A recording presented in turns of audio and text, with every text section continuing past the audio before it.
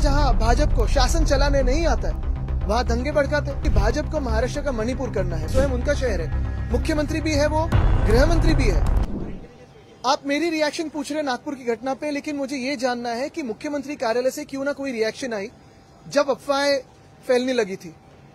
जब भी किसी शहर में ऐसी घटना होती है और ये अनुमान लगाया जाता है, मैंने भी सीएमओ काफी नजदीक से देखा है, कभी भी ऐसी घटना होती है तो पहला रिपोर्ट सीएमओ को आता है, सीएम के मोबाइल फोन पे आता है, होम डिपार्टमेंट भी आता है, दोनों डिपार्टमेंट्स उनके साथ है। क्या उनको पता नहीं था ये होने वाला है?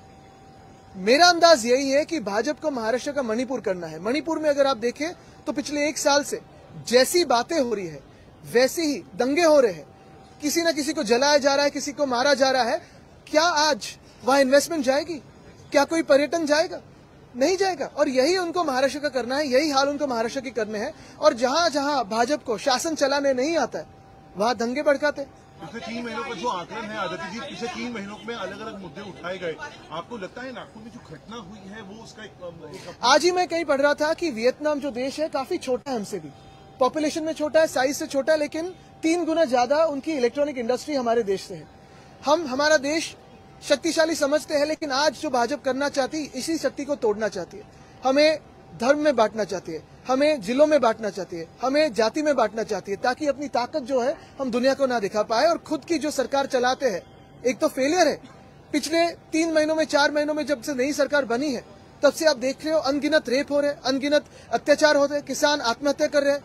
केंद्र की सरकार जो शासन चला रही है, शायद आपको पता है नहीं पता है, आप ही के माध्यम से मैं जानता हूं कि सेंसेक्स गिरते जा रहा है, निफ्टी पिछले 28 सालों में सबसे ज्यादा गिरा है तो अभी गिरा है। और ये सारी खबरों को छुपाने के लिए कबर की बात हो रही है।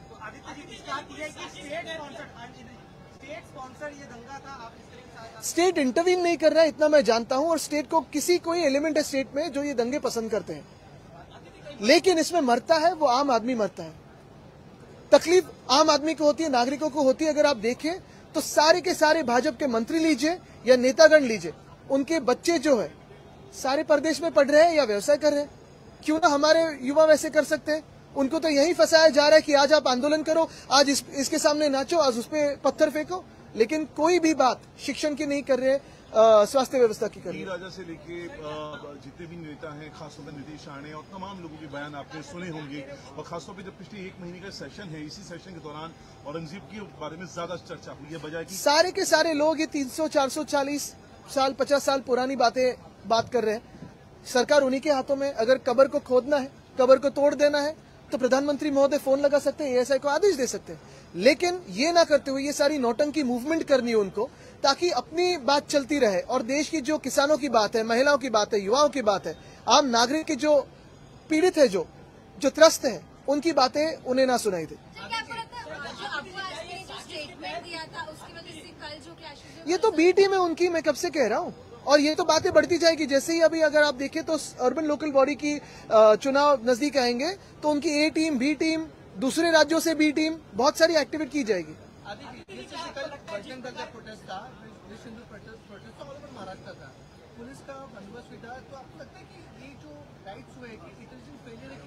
नहीं, मैं तो कहता हूँ ये प्रोटेस्ट के बदले जाओ, कब्र को तोड़ दो। लेकिन भाजपा के नेताओं के जो बच्चे परदेश में पढ़ रहे हैं या व्यवसाय कर रहे हैं, उनको उस प्रोटेस्ट में आगे रखो, क्योंकि केसेस होने वाले हैं वो हमारे युवाओं पे होने वाले हैं। भड़का भड़की जो हो रही है वो हमारे युवाओं में हो रही है। ये इनके बच्चे सारे जो है परदेश में मजा कर रहे हैं। और एक बात, इसमें प्रोटेस्ट की जरूरत ही नहीं है। ये सारा मामला प्रधानमंत्री महोदय के हाथों में है। एएसआई को आदेश दे और कब्र को निकाल दे, 1 दिन में मामला खत्म हो सकता है। सरकार की फेलियर है, इंटेलिजेंस को क्यों ब्लेम करें हम। Thank you.